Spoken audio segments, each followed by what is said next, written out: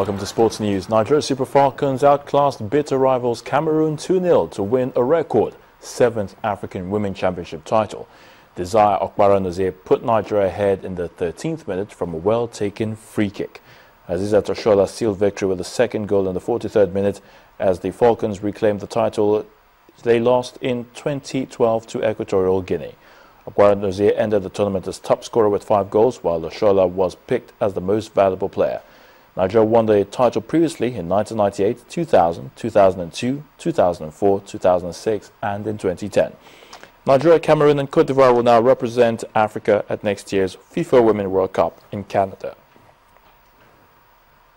FIFA has moved its decision to ban Nigeria from international football to Monday, October the 27th, following the Jos court ruling that sacked the newly elected board of the Nigeria Football Federation, the NFF. Now, the World Football Governing Body threatens that if nothing is done to resolve the court issue, will the country risk being suspended. The Super Falcons were almost stopped from playing the final of the AWC, but for the intervention of the Sports Minister, Tamino Danagogo. You cannot be president of people who are not following you. So it is clear that we have the followership not only of the delegates, but of Nigerians. And we will prove the worth of our leadership to Nigerians. So the court is just one part of leadership.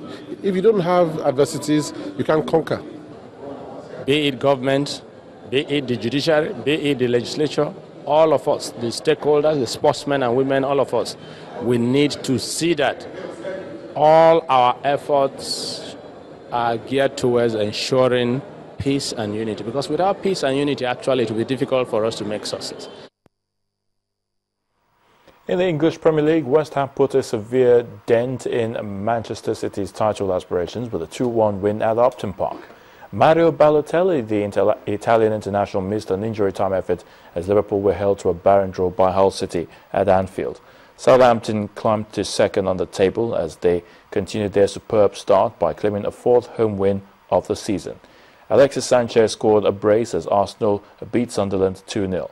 Nigerian international Victor Anichebe was on target as West Brom forced Crystal Palace to a 2-2 draw. Ivorian striker Winfred Bonney struck a brace as Swansea beat Leicester 2-0.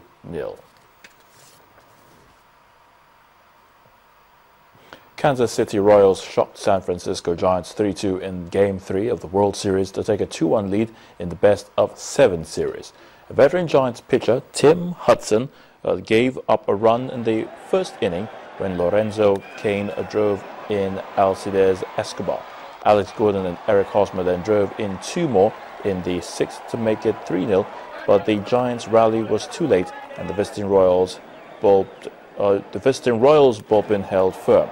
Now, Royals starter Jeremy Guthrie collected the win after pitching 5 scoreless innings before pitch hitter Michael Morse's double got the host on the scoreboard, and catcher Buster Posey drove in for a 2nd run.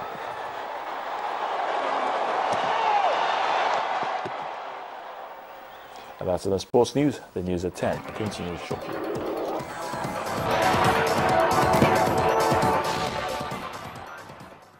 Islamic State militants appear to have suffered a setback as Kurdish forces in northern Iraq say they have recaptured the town of Zuma from them. Further south, Iraqi security forces say they are pushing back IS in Durf al-Sakhr near Baghdad in a battle to secure a route used by Shia pilgrims. Meanwhile, the U.S. military said U.S.-led forces made 22 airstrikes against IS in Iraq yesterday and today. IS has seized large swaths of Iraq and Syria since June, prompting airstrikes to help ground forces stem the advance. The Ebola virus disease is still rapidly gaining ground as the World Health Organization says the number of cases in the outbreak has exceeded 10,000 with 4,922 deaths. In its latest report, the WHO says only 27 of the cases have occurred outside the 3 worst-hit countries, Sierra Leone, Liberia, and Guinea. Those 3 countries account for all but 10 of the fatalities. Meanwhile, Mali has become the latest nation to record a death, that of a 2-year-old girl who died from the disease. More than 40 people known to have come into contact with her have been quarantined. Now, Egypt is currently facing a threat to its existence from jihadists. That's according to the country's President Abdel Fattah al-Sisi, who made this statement after the military suffered its biggest loss in decades in attacks in Sinai.